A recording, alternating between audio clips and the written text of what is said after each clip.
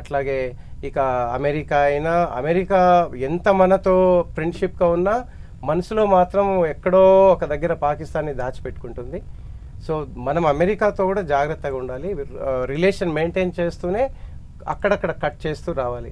మీకు తెలిసి ఉండవచ్చు, ఆపరేషన్ విజయ్ జరిగినప్పుడు వాజ్పేయి గారుని క్లింటన్ గారు పిలిస్తే ప్రెసిడెంట్, అప్పటి అమెరికన్ ప్రెసిడెంట్, ఈ సింపుల్లీ డినైడ్, मुझे कोई काम नहीं है अमेरिकन प्रेसिडेंट के पास, ये मेरा कंट्री है, ये मेरा कंट्री को मैं నా సార్వభౌమాధికారాన్ని నేను రక్షించుకోవాల్సినటువంటి అవసరం ఉంది, ఇది నా దేశం, ఇది నా పని, నీతో సంబంధం లేదు అని కళాకంఠగా చెప్పినటువంటి వ్యక్తి వాజ్పేయిజీ. సో అట్లాగే ఇందిరాగాంధీ కూడా మీటింగ్ చేస్తూ వైట్ హౌస్ నుంచి లేచి వచ్చింది, హమ్ దేఖ్ లేంగే అని చెప్పేసి. That is the power of Bharat, that is the power of India. And finally sir, ఇప్పటి వరకు జరిగిన సిచ్యువేషన్ అంతా కూడా పక్కన పెడితే ఆపరేషన్ సింధూర్ 2.0 అని చెప్పి మనం అనుకుంటున్నాం, బట్ ఆపరేషన్ సింధూర్ ఇంకా అవ్వలేదని చెప్తోంది. సో భారత్ నెక్స్ట్ స్టెప్ ఎలా ఉండబోతోంది? నెక్స్ట్ స్టెప్ మీరు గత 3 రోజుల క్రితం ప్రధానమంత్రి గారు ఇచ్చినటువంటి స్పీచ్లో 3-4 పాయింట్స్ క్లియర్ కట్గా ఇవ్వటం జరిగింది. ఒకటి, వాటర్ బ్లడ్ 2 ప్యారలల్గా ప్రవహించవు, 2 కలిసి ప్రవహించవు, they cannot travel together or hand to hand అని చెప్పడం జరిగింది.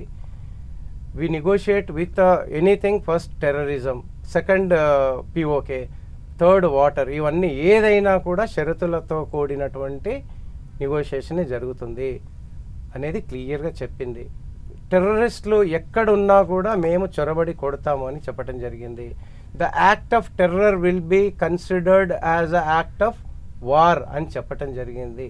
ఎక్కడ టెర్రరిస్ట్ యాక్టివిటీ ఉన్నా కూడా మేము వార్ కిందనే కన్సిడర్ చేస్తామని చెప్పడం జరిగింది.